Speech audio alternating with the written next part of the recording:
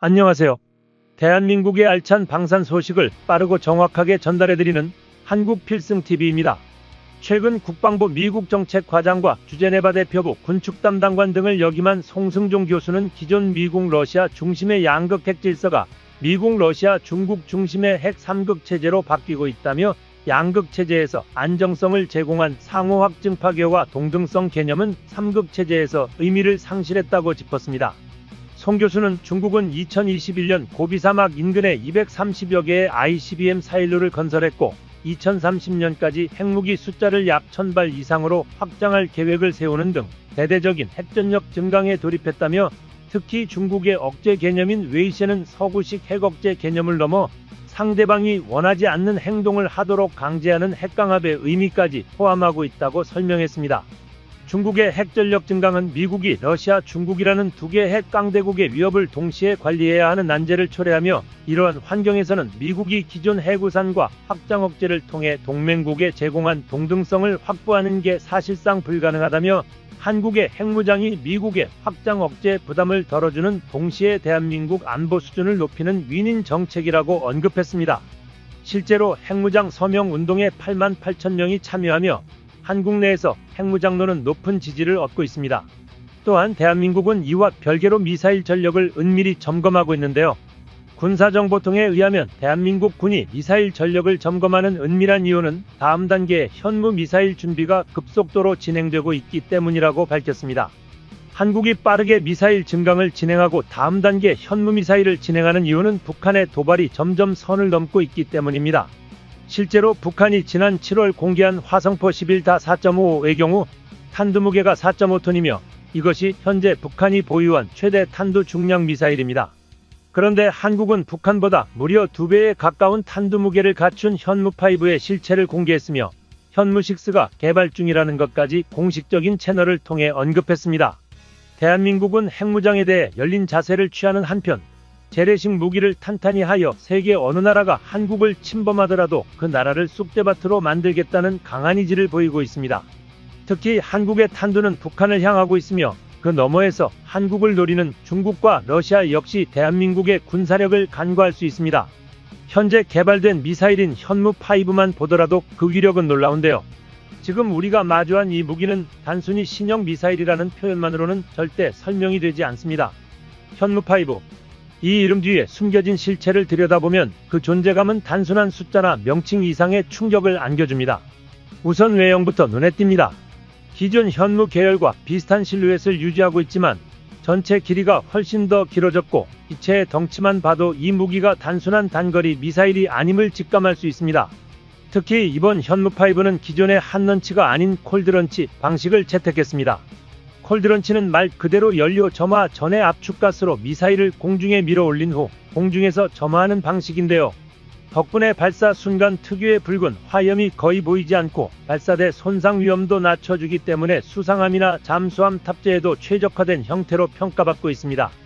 이번 버전에는 자세 제어를 위한 측추력기 그리고 접이식 날개까지 장착되어 있어 마하급 고속 환경에서도 정밀한 비행 제어가 가능해졌습니다. 하지만 이 미사일을 괴물이라고 부르게 만든 진짜 이유는 따로 있습니다. 바로 탄두 중량입니다. 기존 현무 시리즈가 약 2.5톤이었던 데 반해 현무5는 무려 9톤짜리 탄두를 탑재하고 있습니다. 전체 중량만도 36톤 이상. 전 세계에서 이런 괴물 미사일은 찾아보기 어렵습니다. 참고로 미국, 중국, 러시아의 전략 미사일조차 탄두 중량은 대부분 1톤 안팎입니다. 이 수치만 놓고 봐도 한국의 화력이 이미 다른 차원에 진입했다는 것을 실감할 수 있습니다. 우리 군은 공식적으로 현무5를 단거리 탄도미사일로 분류하고 있지만 외형과 스펙을 보면 사실상 ICBM급 대형 미사일에 가깝습니다. 이에 따라 북한, 중국, 러시아, 일본 등 인접국들은 저마다 긴장된 시선으로 이 무기를 분석하고 있습니다. 일본의 한 군사 전문 채널은 현무5의 캐니스터 전장이 10m급이라고 분석하면서 중국의 둥펑 31과 크기가 비슷하다고 언급했습니다. 특히 미사일 구조상 탄두 중량을 줄이면 사거리가 크게 증가하기 때문에 현무5는 단거리뿐 아니라 중장거리 전략무기로도 충분히 확장 가능성을 지닌 기체입니다. 외형은 러시아의 이스칸데르를 떠올리게 하지만 그보다 훨씬 거대한 스케일로 제작되어 해외 전문가들 사이에서는 슈퍼 이스칸데르라는 별명까지 붙었습니다. 그리고 여기에 또 하나의 비교 대상이 있습니다. 미국이 보유한 지하관통 폭탄 GBU-57. 이 무기의 중량은 약 12톤으로 인류가 만든 벙커버스터 중 가장 강력한 무기입니다. 하지만 이 폭탄은 단순 자유낙하 방식이고 현무5는 마하 10 이상의 속도로 타격이 가능한 탄도미사일입니다. 결과적으로 운동에너지 자체는 GBU-57보다도 훨씬 클 수밖에 없습니다. 현무5가 실질적으로 세계 최강의 벙커버스터로 불리는 이유가 여기에 있습니다. 이렇게 막강한 위력을 자랑하는 현무5는 단순한 기술 실험용 무기가 아닙니다. 바로 대한민국의 킬체인 한국형 미사일 방어체계 그리고 대량응 징보복, 일명 KMPR의 핵심 무기입니다. 특히 KMPR은 유사시 북한 정권 수뇌부를 정밀 타격하여 전쟁 개시 자체를 무력화시키는 전략인데요. 현무5는 그 임무를 수행할 수 있는 유일한 실전형 전략무기입니다. 얼마 전 공개된 발사 장면은 단순한 데모 영상이 아니라 대한민국의 무력 의지를 세계에 선포하는 강력한 시그널이었습니다. 우리는 단지 개발한 것이 아니라 이제 실전 배치 가능한 수준에 도달했다는 것을 보여준 겁니다.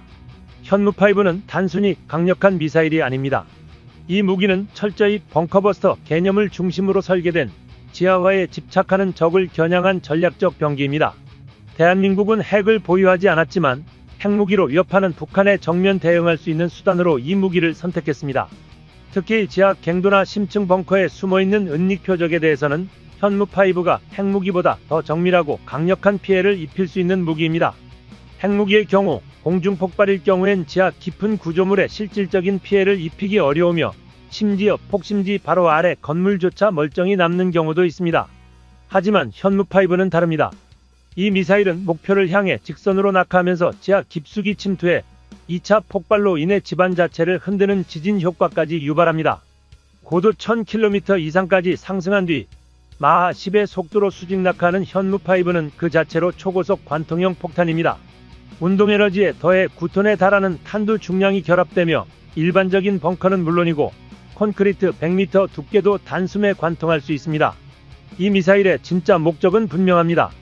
바로 북한의 지하 지휘부 제거입니다. 북한은 전략 무기의 대부분을 갱도에 숨기고 있으며 최고 지도부 역시 전시 상황 시 지하 벙커로 퇴각하는 방식으로 생존을 도모하고 있습니다. 황장엽 전 노동당 비서가 증언했듯 평양 지하 300m 지점에는 거대한 지하시설이 구축되어 있고 김정은 일가는 유사시 이곳으로 피신합니다. 또한 북한의 핵미사일 생산, 저장 역시 이러한 지하시설을 활용해 은닉하고 있습니다. 북한 전역에 걸쳐있는 갱도 대부분은 단단한 화강암 지층으로 구성되어 있어 웬만한 폭탄으로는 파괴가 어렵습니다. 특히 김정은을 정점으로 한일인 절대체제가 유지되는 북한에 있어 이 지하 갱도는 곧 정권의 생명줄이라 할 수 있습니다. 미국조차 지하 240에서 300m에 달하는 벙커를 파괴할 방법이 마땅치 않다며 핵조차 효과가 없다는 분석을 내놓은 바 있습니다. 하지만 대한민국은 다릅니다.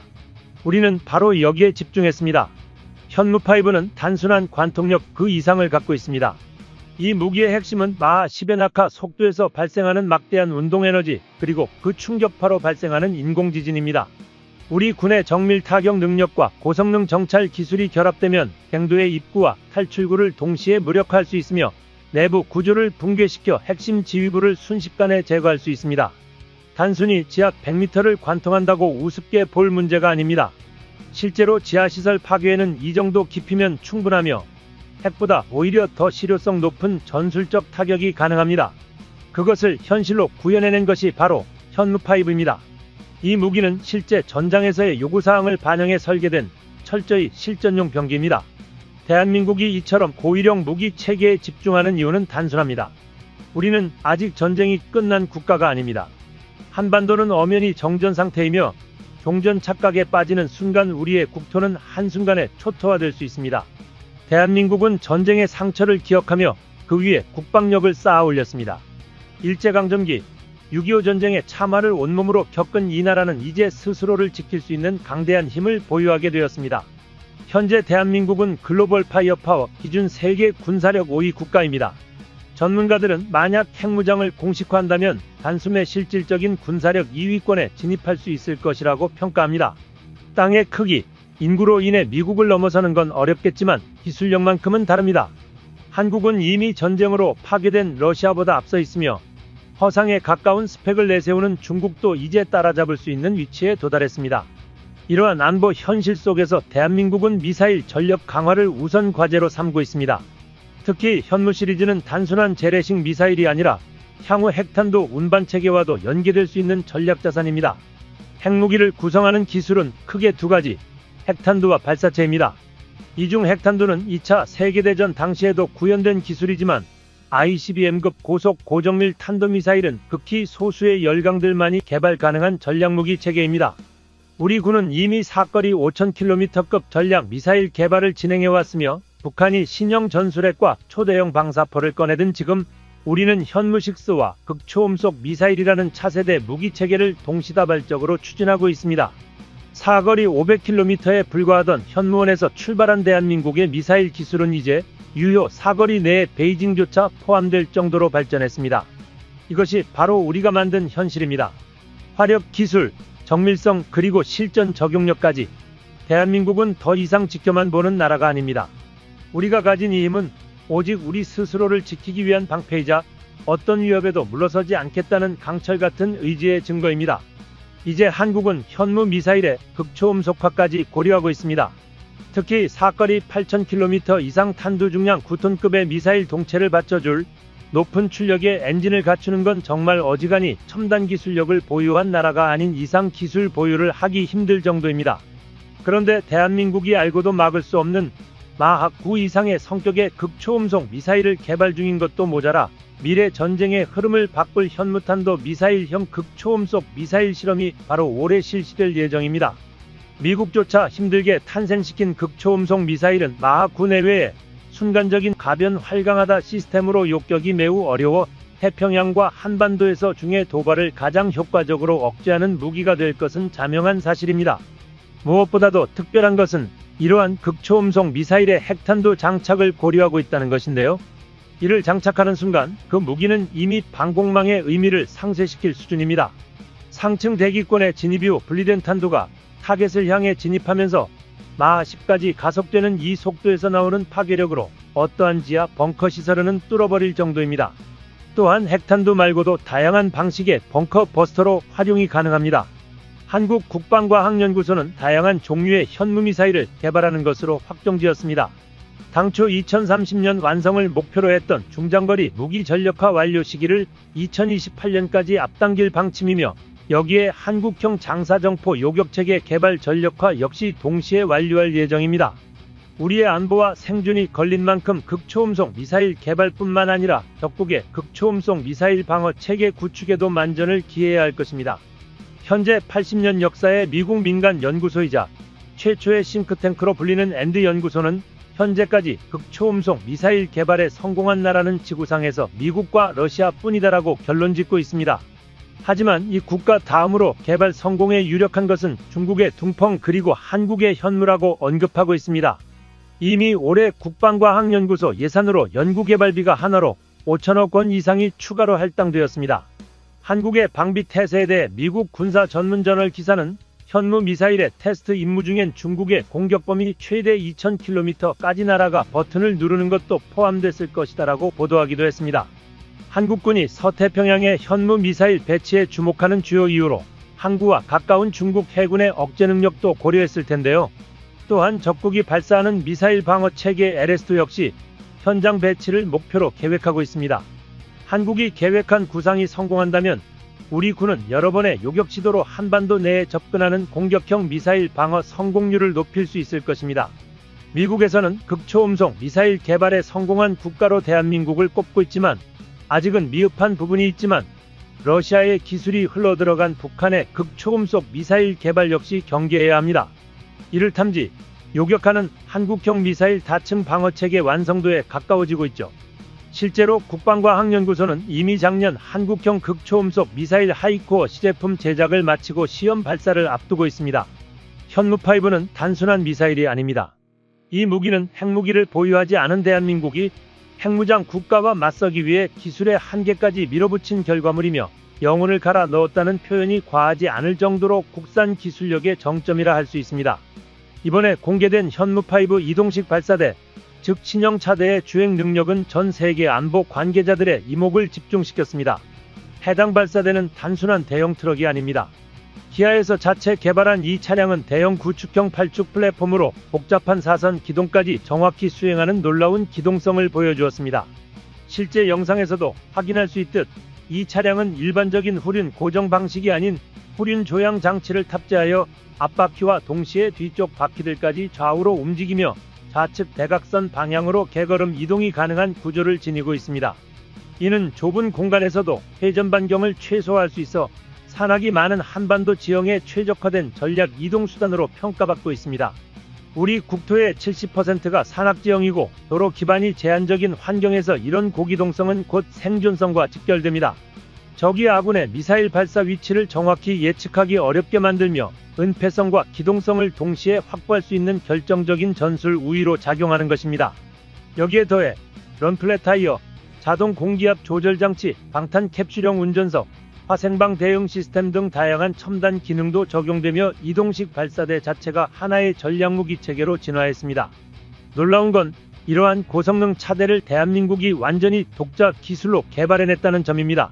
겉보기에는 단순한 군용 트럭처럼 보일 수도 있지만 사실 이런 전용 차대를 설계부터 부품 생산, 최종 조립까지 전부 자체적으로 해결할 수 있는 나라는 전 세계에서도 극히 드뭅니다. 과거 한국 역시 체코의 타트라 815 계열 차대를 수입해 캔만 국내에서 조립해 사용하던 시절이 있었습니다. 북한 역시 마찬가지로 여전히 체코산 차대를 들여와 미사일 텔 차량으로 활용하고 있는 실정입니다. 하지만 대한민국은 다릅니다. 현무 미사일의 고도화에 발맞춰 민간 기업들이 자체적으로 8축, 10축 전용 플랫폼을 끊임없이 개발해왔고 결국 완전한 전력화에 성공했습니다. 이전에는 체코 의존도가 높았던 시스템을 이제는 전면 국산화하며 수입품 조립국이라는 과거의 이미지를 완전히 걷어낸 것입니다. 이러한 차대 기술은 단순히 미사일 운반만을 위한 것이 아닙니다. 대한민국이 가진 지형, 전략, 전술의 모든 조건을 고려해 최적화된 설계를 이끌어낸 결과입니다. 결국 기술로 돌파한 안보의 벽, 이것이 지금 대한민국이 보여주고 있는 방위산업의 진짜 힘입니다.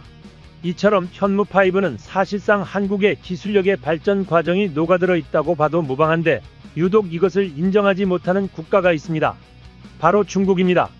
중국은 최근 우리나라가 선보인 고위력 미사일 현무5에 대해 겉으로는 별 위협이 되지 않는다고 평가하면서도 실제로는 극도로 예민한 반응을 보이고 있습니다. 자국 내 언론을 통해 사실을 왜곡하거나 의도적으로 깎아내리는 보도를 반복하면서 말입니다. 얼마 전 중국의 관영 매체인 왕이군사에서는 한국 미사일은 정치적 과시에 불과하다는 제목의 기사를 내보내며 현무5의 사거리를 문제 삼았습니다.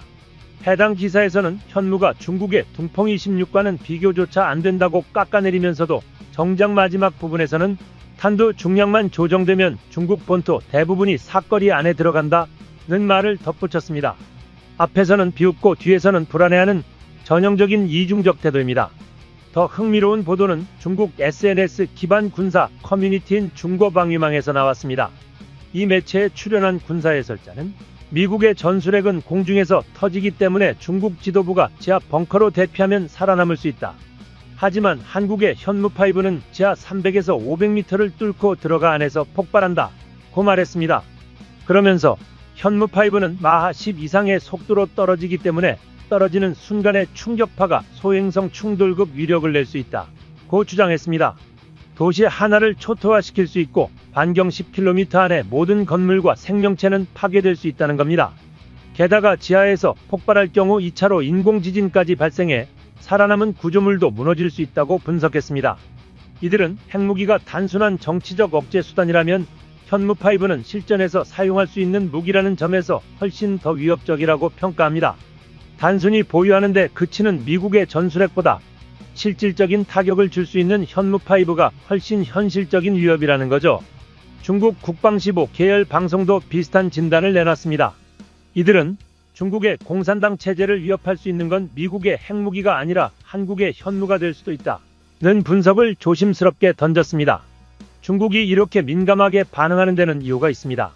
현무5는 탄두 중량을 조절하면 사거리가 유동적으로 바뀌는 특성을 갖고 있습니다. 실제로 국방부는 탄두 중량을 1톤 수준으로 낮출 경우 사거리가 5,500km 이상까지 증가한다고 밝혔습니다. 이는 중국 전역은 물론 대만과 남중국해, 심지어 중앙아시아까지 모두 사거리 안에 들어온다는 뜻입니다. 중국 언론들이 겉으로는 한국을 조롱하면서도 내심 긴장하고 있는 이유가 바로 여기에 있습니다. 기술력으로 무장한 대한민국의 현무5는 더 이상 북한만을 위한 전략자산이 아니라 중국에게도 실질적인 억제력을 행사할 수 있는 강력한 무기로 인식되고 있습니다. 한국이 만든 이 작은 괴물이 지금 중국 내부를 불안하게 만들고 있는 겁니다. 대한민국은 현무원 미사일부터 시작해 20년 전부터 순항미사일 엔진을 통해 극초음속 미사일 기초 기술을 축적해왔으며 국방과학연구소를 중심으로 한국화약과 한화에어로스페이스, 현대로템, 바남시스템즈 등이 공동 연구 개발에 참여할 만큼 기반이 될 반도체와 하양유도체 분야에서 가장 앞서 있는 국가입니다. 현재 대한민국이 개발 중인 극초음속 미사일의 누리호 위성의 다탄두 기술이 상당 부분 도움이 되었다는 것을 방산 관계자의 증언에 따라 확인했으며 이미 국방과학연구소는 작년 시속 600km 이상의 성적을 내는 미사일 하이코어 시제품 제작을 마친 후 현재 시험 발사를 준비 중입니다. 추가적으로 현무 극초음속 미사일이 전력화에 성공한다면 서울에서 베이징까지 그야말로 3분 만에 도달하는 스펙을 가지게 됩니다. 또한 한국의 현무5는 북한 핵에 대응하여 만들어진 미사일이기도 합니다. 사실상 핵 이전 관계의 끝판왕이라 볼 수 있는데요. 한국산 현무5의 모토가 된 폭탄의 위력을 본다면 한국산 현무5가 얼마나 전쟁에서 핵 대응력이 큰지 알 수 있습니다. 대한민국은 과거 그랜드 슬램보다 더 강력하고 더욱 인정사정 없는 현무5라는 무기를 만들어냈습니다. 그랜드 슬램 자체를 아예 탄도미사일에 박아놓고 심지어 속도는 마하 0.94였던 그랜드 슬램의 10배인 마하 10에 달합니다. 운동에너지는 속력이 제곱에 비례하므로 속력이 10배가 되면 그랜드 슬램의 최소 100배에 달하는 파괴력을 갖는다는 것을 의미하죠. 당연히 세계 최초이자 세계 유일의 무기입니다. 심지어 현대에 들어서는 기술력의 발전으로 탄두 중량을 줄여 사거리를 대폭 늘릴 수 있게 되었는데요.